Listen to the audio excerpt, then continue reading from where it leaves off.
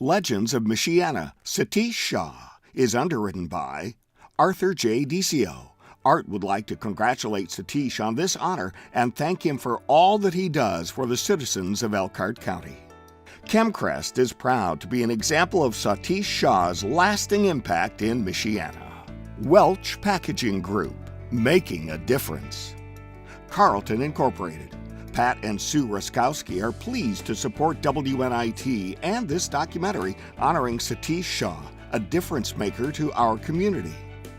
The Community Foundation of Elkhart County salutes Satish Shah for the impact he's made in our community.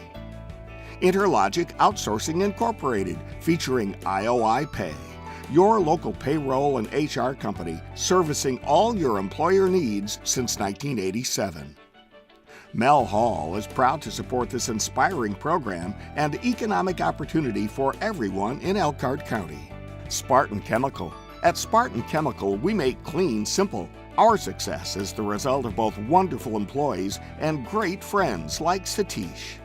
TCU Insurance Agency. Gold Eagle Company. And by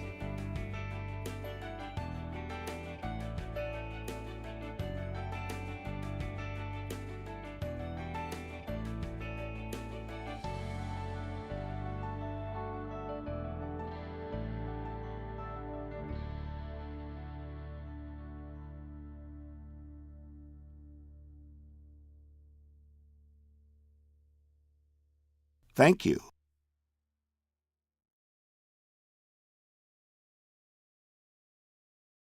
Success, the American dream. Something that people have yearned for, worked for, and struggled for. Some successfully, others less so. Satish Shah had the American dream at an early age. From humble beginnings in his native India, he determined to make his way to the United States, embarking on a journey that would lead him to, of all places, Elkhart, Indiana.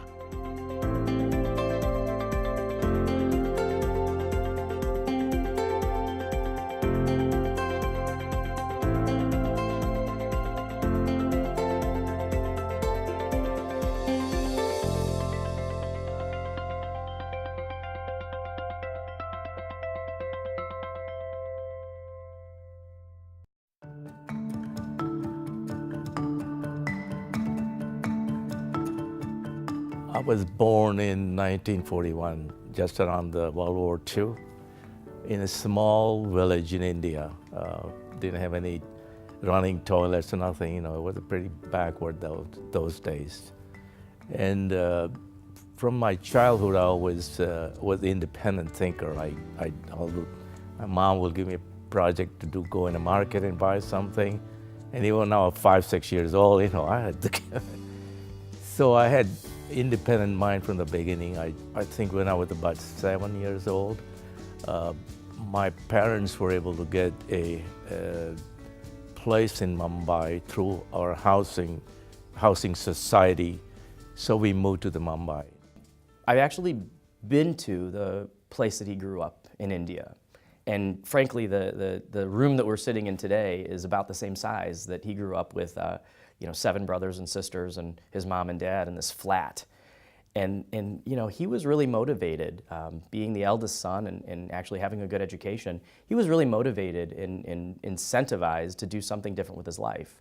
And so I can't imagine what it would be like to, come to a new country. You don't really know the language. You don't know anybody. You don't have any money. You don't have any network or anything.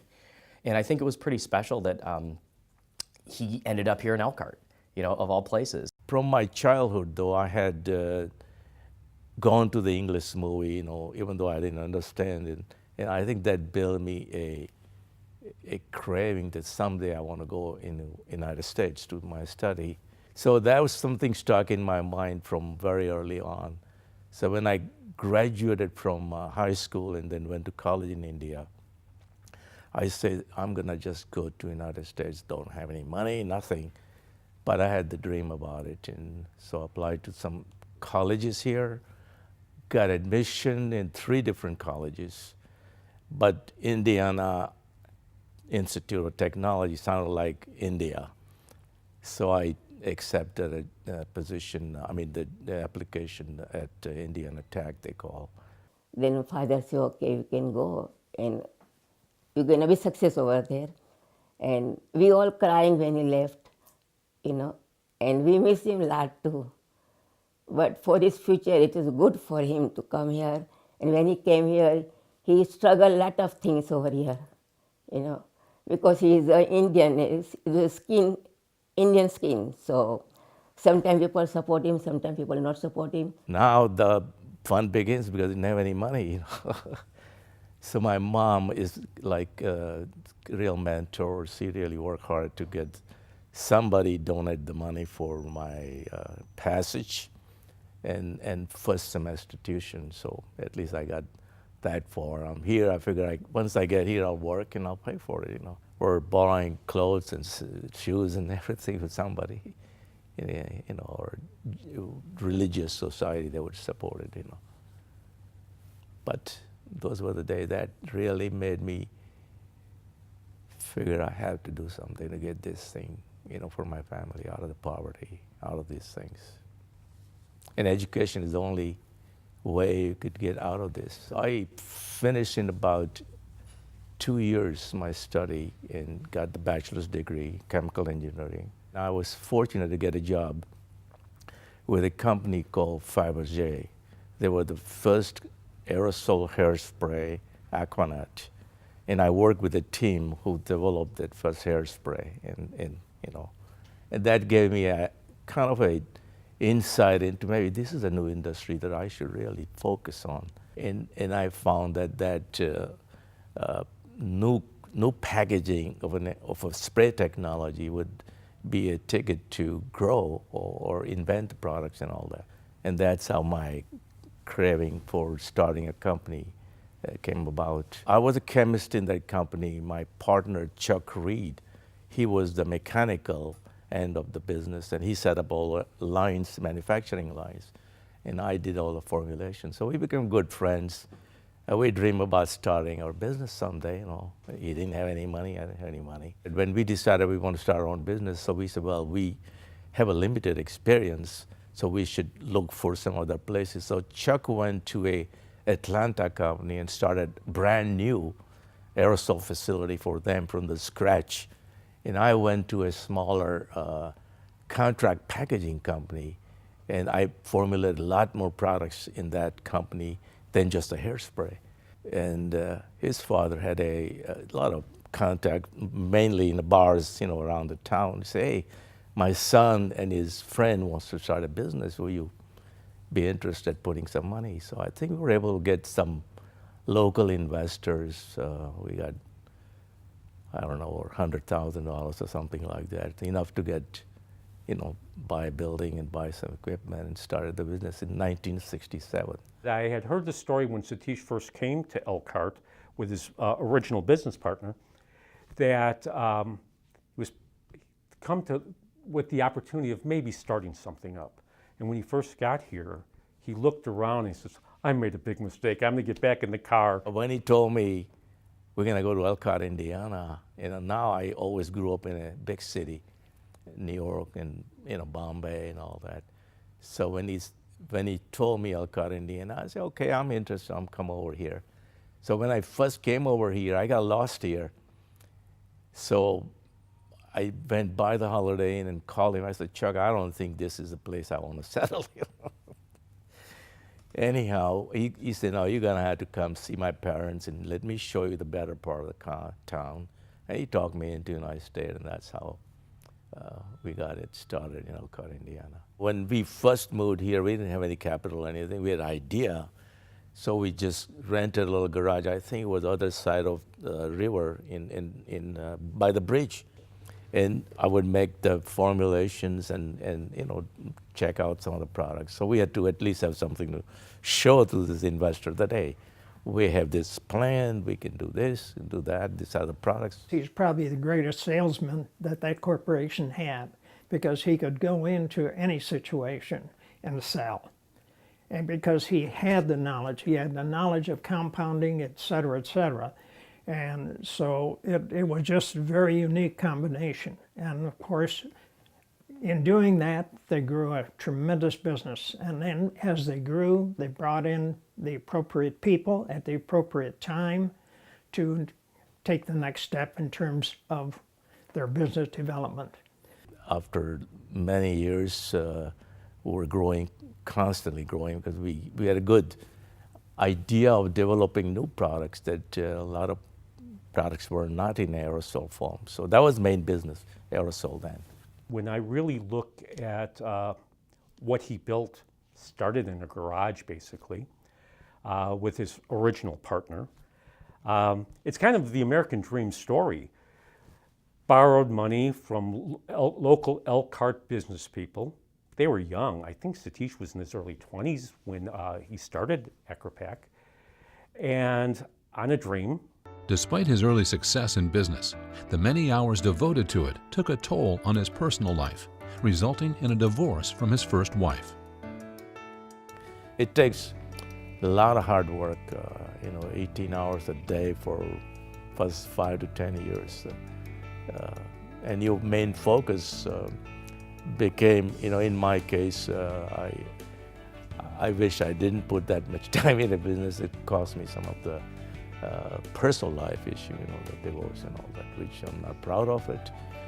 But I ignore the personal life to the business life so much that nothing can come on my way. That was too extreme, I think.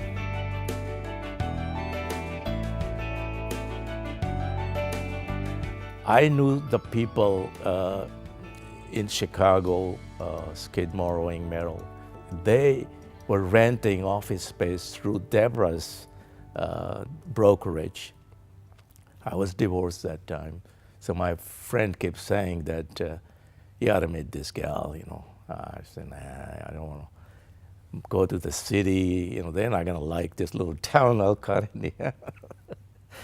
Anyhow, he finally kept bugging me. I said, okay, I'll just go. And that's how he introduced me to Deborah. And then she didn't have any interest either.